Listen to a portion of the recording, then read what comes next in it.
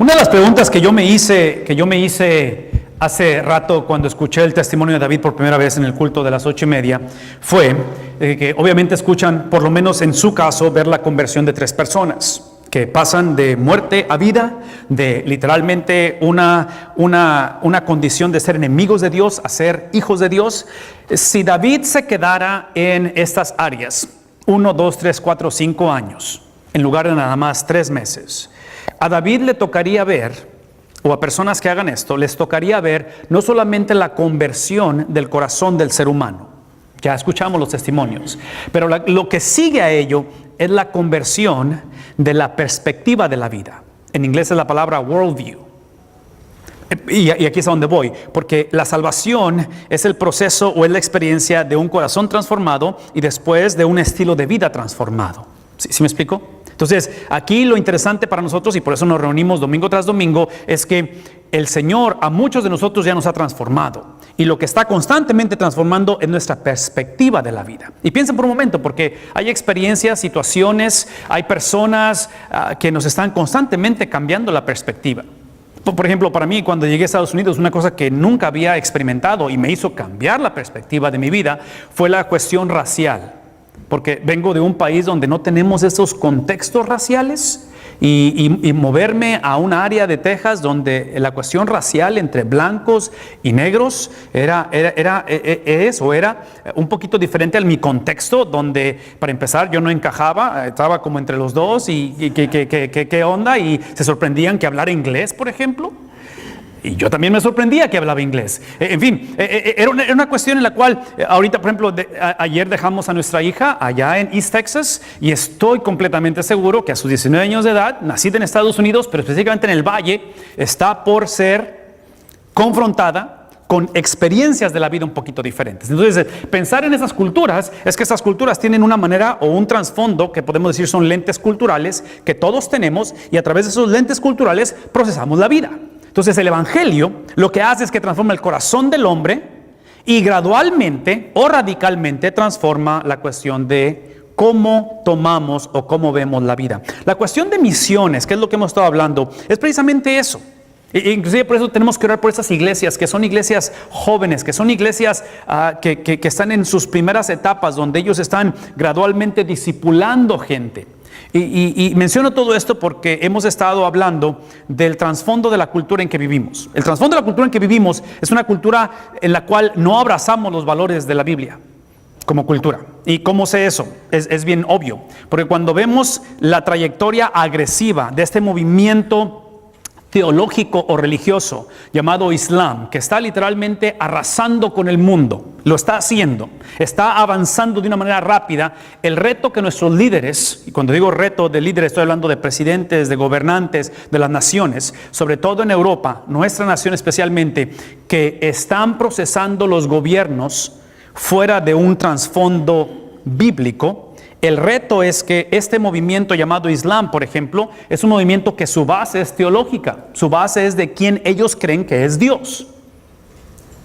A diferencia que nuestros líderes tienen no contexto teológico o rehúsan usar un contexto teológico. Entonces la disyuntiva de gobernar en un mundo que está moviéndose en esa dirección o empujado por esa fuerza teológica con un gobierno que no tiene contexto bíblico o teológico está en una disyuntiva muy, muy grande. Entonces, pensar en cómo el Evangelio ha penetrado hace 500 años, por ejemplo, haciendo referencia de la celebración de la Reforma, regresamos a tomar este contexto porque hace 500 años el Evangelio fue encapsulado donde literalmente la cultura o el contexto se convirtió en lo más importante en lugar de que el Evangelio fuera. Entonces, una vez más, escuchen esto. La cultura o el contexto no es necesariamente malo. Pero la cultura y el contexto, como es nuestra vida, nuestras finanzas, como es el matrimonio, como es la creencia de los hijos, como es el todo, ¿sí? Debe de ser redimido por Cristo y no porque sea perfecto el contexto o el matrimonio o la cultura, pero Dios en su misericordia tiene la habilidad de tomar lo que somos, estos contextos, y usarlos como el vehículo para comunicar el Evangelio. Entonces hace 500 años, por ejemplo, con la Reforma, el Evangelio fue encapsulado por la cultura, ya sea religiosa o ya sea de la política, de tal manera que la Reforma fue el despertar de decir, no, el Evangelio no se adapta a la cultura, es la cultura que se adapta al Evangelio. Es lo que sucede. Entonces, pensar en mi hija que acabamos de dejarla en East Texas, nuestra hija mayor, el reto que ella se va a encontrar y está encontrándose es que ya sea sus propios lentes culturales o ya sea la cultura en la cual está ya por descubrir. Aquí está el reto. El reto no es que ella encaje, no es que ella sepa procesar la vida, no es que ella tome decisiones sabias, ese no es el reto. El reto es que ya sea quién es ella, 19 años de edad, veas básicamente un adulto. Encontrarse con una cultura establecida en East Texas es que ambas se sometan ¿a quién? A Dios. Ese es el reto. El reto en el matrimonio no es que yo me lleve bien con ella. El reto en el matrimonio no es que nos amemos el resto de la vida. El reto del matrimonio, por ejemplo, usándolo como ejemplo, porque traemos trasfondos culturales, es que literalmente ambos nos sometamos ¿a quién? A Cristo. Cuando la gente viene y pastor, que hable con mi esposa, con mi esposo, eso es lo que les vamos a decir. ¿No es eso consejería pastoral? Es simplemente, esto es lo que tú eres, esto es lo que es ella. Puedo escuchar la historia todo lo que quieran y puedo hablar de quién está bien y quién está mal, pero al final de la historia, ¿cuál es la conclusión de esto? El final de la historia es cómo empezó la historia. ¿Cómo empezó la historia? Caminaron por un pasillo y delante de Dios y de los testigos, ¿qué hicieron? Prometieron amor eterno, donde iban a caminar delante de Dios. ¿Sí me explico? Entonces, traduzcan esto que estoy diciendo en el contexto de Hechos capítulo 2, porque en Hechos capítulo 2, los apóstoles, que son los que sientan la base de cómo este evangelio transforma y modela la cultura, están predicando un evangelio a una cultura, y en este caso judíos, israelitas, de los cuales habían tomado su judaísmo e hicieron lo que hace 500 años sucedió con la Reforma, es que tomaron su judaísmo y lo impusieron en el evangelio. ¿Sí me explico? En otras palabras, es el tipo de cultura, tipo de gente que ven el evangelio y no es que estén en contra del evangelio o de Dios, simplemente que recrean o reestructuran un Dios que apruebe su cultura, que apruebe su condición, que apruebe su trasfondo. Y desde ahorita se los voy a decir, el Dios de la Biblia nunca se ha adaptado a nadie.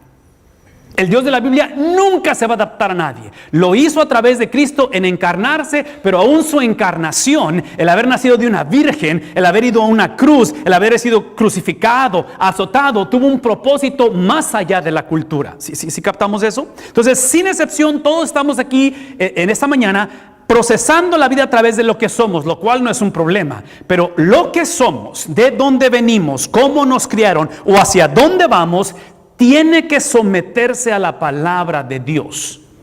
Porque si la palabra de Dios es descartada, entramos en problemas como lo entraron ellos. Ahora, esto lo mencioné hace algunas semanas y quiero retomarlo porque en el capítulo 2, versículo 25, Pedro los va a retar a tomar su cultura, que es el judaísmo, Antiguo Testamento, David como el líder, como el pionero, pero a ellos se les había olvidado que David, su liderazgo, su influencia, era simplemente el vehículo para algo más grande que no era David.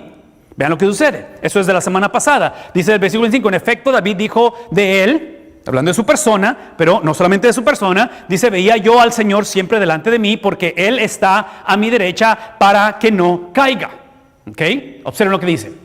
Por eso, por lo que acabo de leer, es que mi corazón, ¿qué cosa?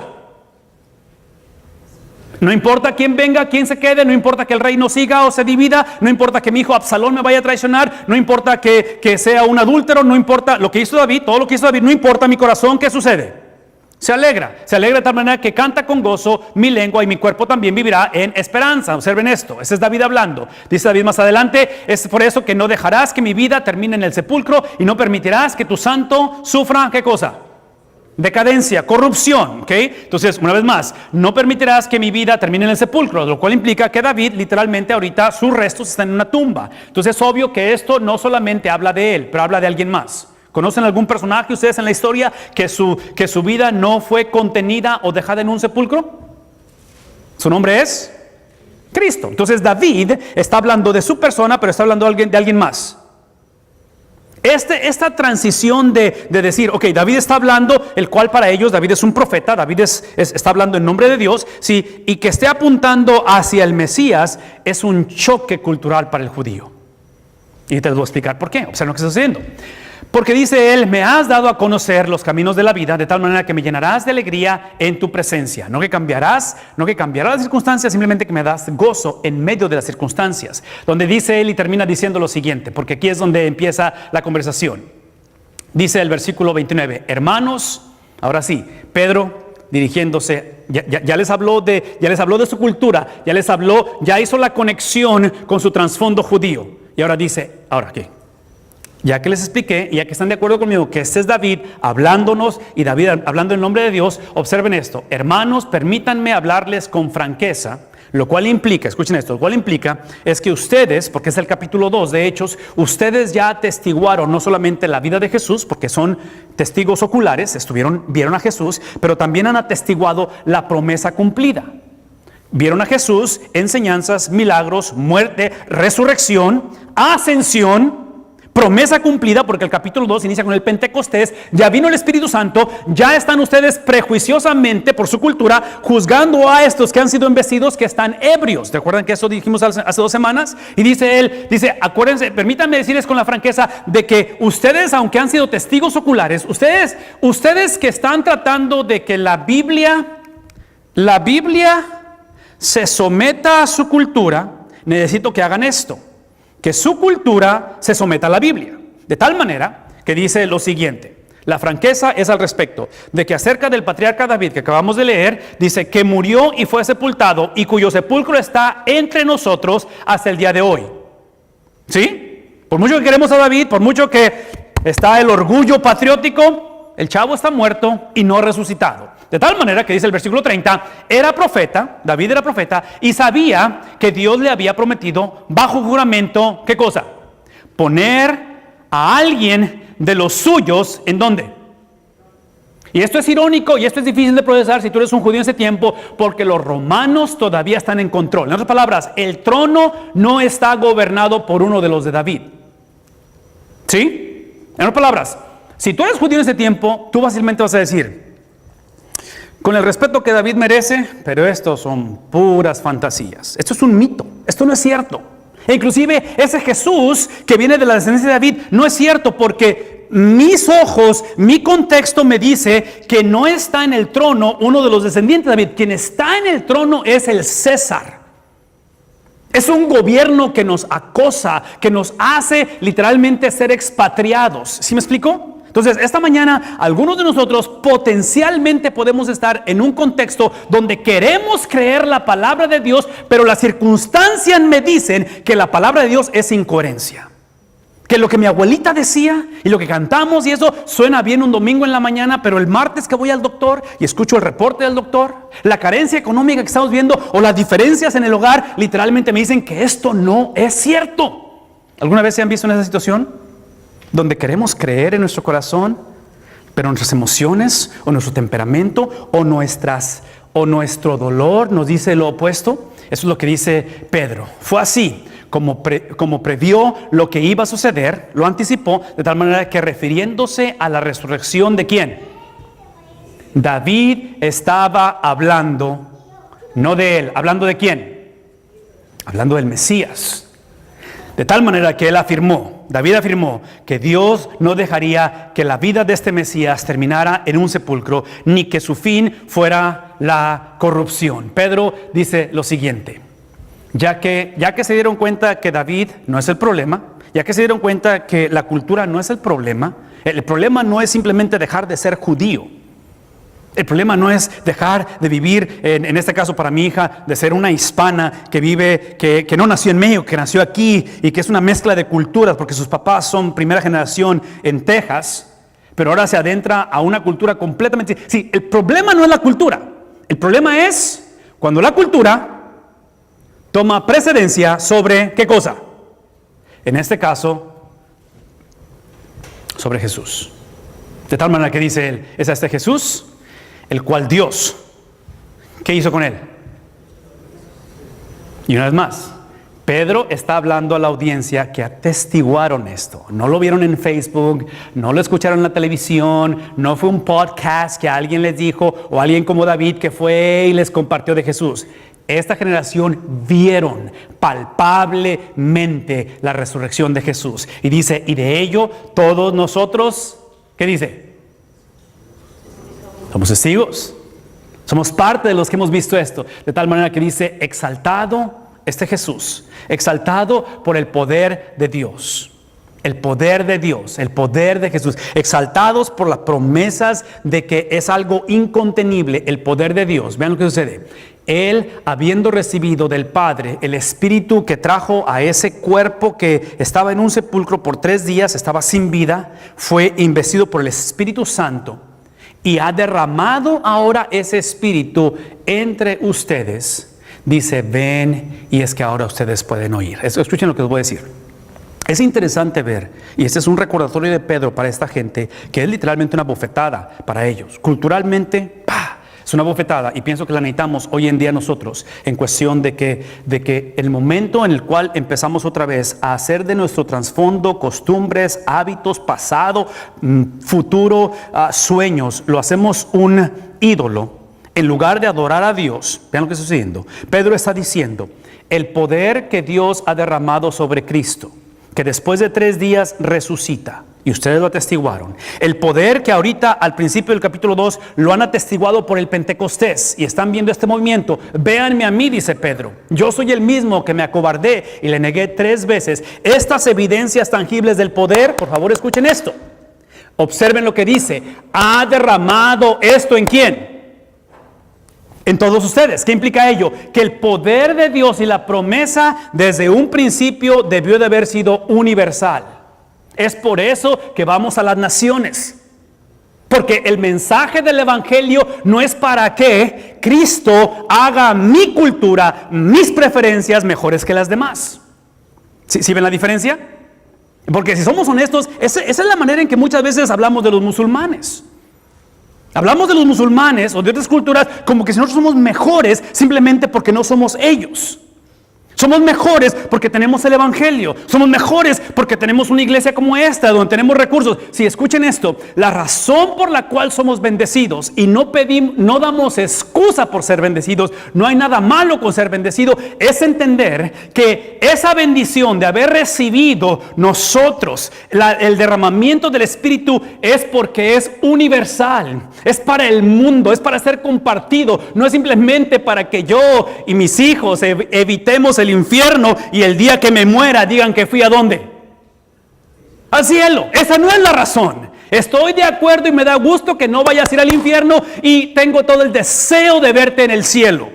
Pero esa no es la razón principal por qué esto ha sucedido. Y esos judíos seguían pensando que la única razón por qué David y las promesas y todo esto es porque ellos eran mejor que todos, de tal manera que literalmente el gobierno romano oprimiéndolos no era otra cosa, sino simplemente el poder de Dios, que aún en medio de desolación, aún cuando la maldad reina, véame tantito, el principio bíblico es que la maldad, Satanás mismo, es un siervo de Dios.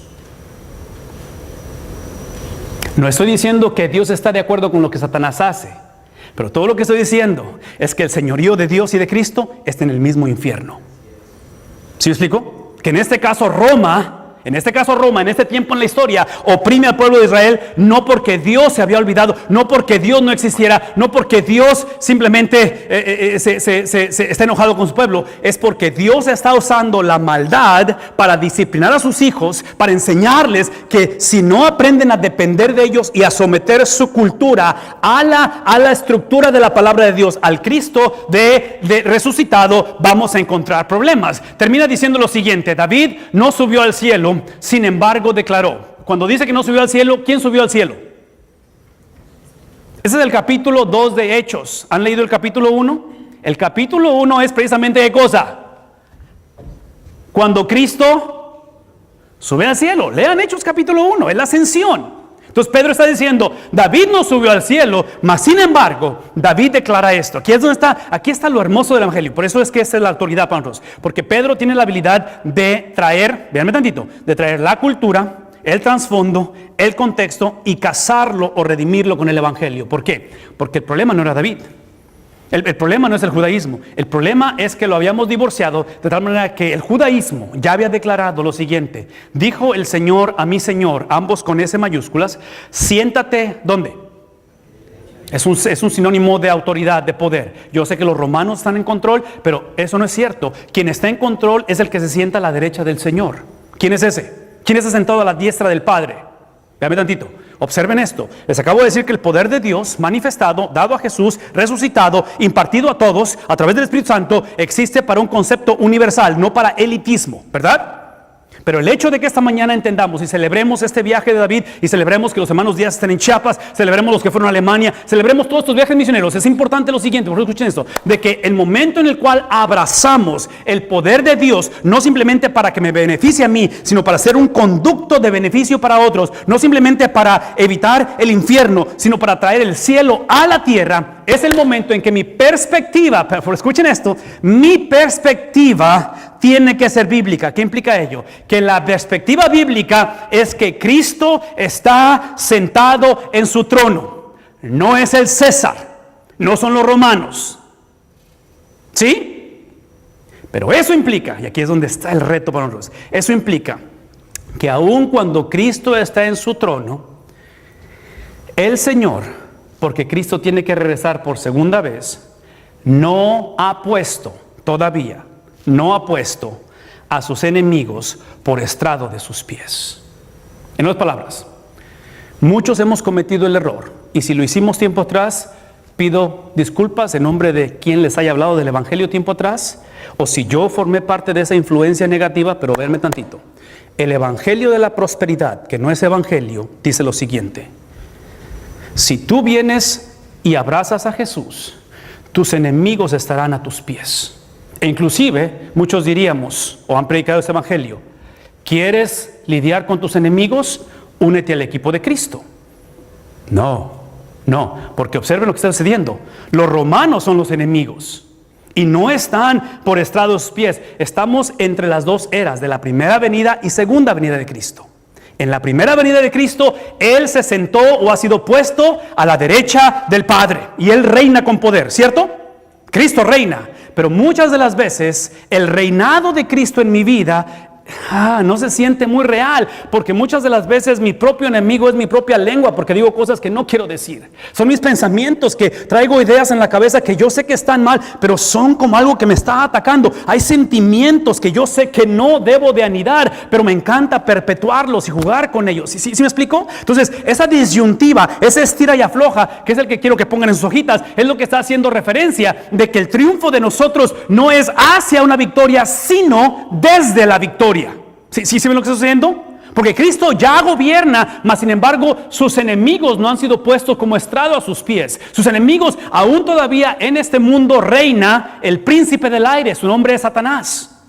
Aún reina. De tal manera que ese estira y afloja, esa disyuntiva es la que esta mañana muchos de nosotros nos sentimos decepcionados, muchos de nosotros acudimos y nos regresamos o retrocedemos a la cultura en lugar de literalmente depender en el Dios que está sentado a la diestra del Padre, el Salvador, pero que a la misma vez sus enemigos, un día cuando literalmente el cielo sea abierto y con trompeta de Dios Él descienda, sus enemigos serán puestos como estrado de sus pies. ¿Qué hacemos mientras? Qué bueno que me preguntaron, porque con eso quiero acabar.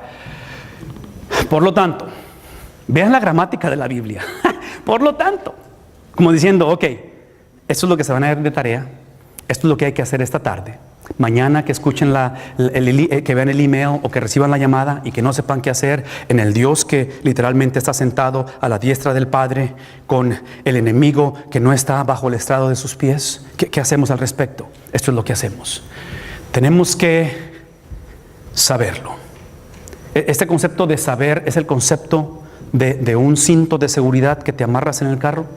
Ayer viajé 10 horas solito desde East Texas para acá, salí a las 8 de la mañana de allá y manejé todo el día para llegar aquí, y un amigo me recogió al aeropuerto porque tuve que entregar ahí el carro, y en la trayectoria de que me recogió en el aeropuerto y a mi casa, aquí en la rampa donde subes al Expressway en la Bryan, donde subes en la Bryan, estaba una SUV, como una Suburban, algo así, completamente volteada, de cabeza, así, con las llantas para arriba. Es lo que me tocó ver. Acababa de suceder el accidente. Es obvio que en un momento como ese, lo que potencialmente puede salvarte es ¿qué? El cinto de seguridad. Esa es la implicación de esto. La implicación de saber no es que nunca se va a voltear tu camioneta. Muchos de sus matrimonios ahorita están de cabeza. Muchas de nuestras finanzas están de cabeza. La promesa no es que los romanos se iban a ir. ¿Qué es la promesa? De que independientemente que viniera, ¿qué iba a suceder? Ibas a estar abrochado. Esa confianza, seguridad. Sépanlo bien, todo Israel, que este Jesús, que está sentado a la diestra del Padre, y aun cuando sus enemigos no están puestos bajo el estrado de sus pies, es el mismo a quien ustedes, ¿qué hicieron? Ustedes mismos se declararon enemigos de Él. Pero más sin embargo, aun cuando despreciamos a este hombre de dolor, aun cuando literalmente lo tomamos, aquel que no era pecado, que no conoció pecado, por nosotros se hizo pecado, es que Dios mismo lo ha hecho, ¿qué cosa? Lo ha hecho el Señor. Esa palabra Señor es la definición del concepto del nombre del Dios de pactos. Y otra vez, en la mente judía, la cuestión de pactos son especiales. La cuestión de un pacto es algo que es irrevocable. Es algo que no puede violarse, que no puede romperse. Y está diciendo el apóstol Pedro en su sermón, de que aun cuando las cosas se ven como esa suburban en la carretera, aun cuando la salud va deteriorándose, aun cuando el mundo, al parecer, no solamente se está volteando y está viviendo en esta trayectoria que no es saludable para nosotros, sí, está diciendo Pedro, su nombre, su esencia es confiable. Es por eso que esta mañana, can we get the lights please? Esta mañana quiero que piensen en lo siguiente por un momento. En esta trayectoria de transformar nuestra perspectiva de la vida, tenemos que entender lo siguiente. Por favor, escúchenme. Y nos vamos a ir después de esto. No hay manera que tu eternidad, que tu vida después de este mundo esté simplemente basada en una oración. La oración de confiar y de orar a Jesús en arrepentimiento es el principio del peregrinar. Pero la Biblia enseña que la garantía o la seguridad o la certeza de nuestra salvación, que inicia con una entrega a Cristo, va a ser evaluada en la manera en que terminemos la jornada, en cómo terminamos esa jornada. En otras palabras, lo que no podemos hacer es simplemente orar una oración o hacer una oración o simplemente confesar a Cristo y después vivir una relación con Cristo donde le digamos, a menos que mis enemigos estén bajo el estrado de mis pies, es que voy a confiar en ti. A menos que tú, Dios, te adaptes a mi perspectiva, a mis prejuicios, a mi contexto, es que no. Lo que tenemos que hacer aquí es esto, es que la manera en que inició esto tiene que ser la base de cómo termina. Por lo tanto, véame tantito, por lo tanto, la perseverancia de tu vida en esta cultura está basada en la habilidad de Dios de preservarte.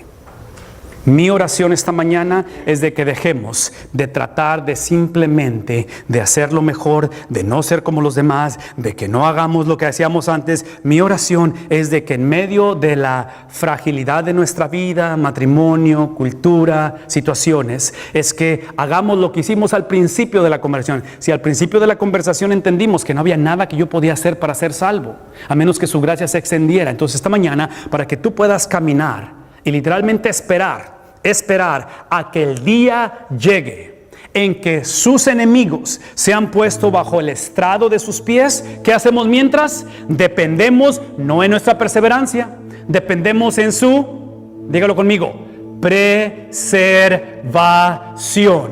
Porque si el Padre no me preserva, yo no puedo, ¿qué cosa? Perseverar. Si el Padre no me preserva, yo no puedo perseverar. El ejemplo tangible es este hombre que está predicando. La diferencia entre Judas, que lo traiciona a Cristo, y Pedro, que lo traiciona, no fue el arrepentimiento de Pedro, lo cual implica algo importante. ¿Saben cuál fue la diferencia? ¿Saben por qué Pedro se arrepintió? Porque Dios preservó a Pedro. Si tú estás aquí esta mañana, si tienes la habilidad de tomar un siguiente hálito, un respiro de tu corazón, es porque Dios ha decidido en sus designios, en sus propósitos, preservarte. Esa es la razón. Y esa preservación tiene que ser reflejada en tu perseverancia.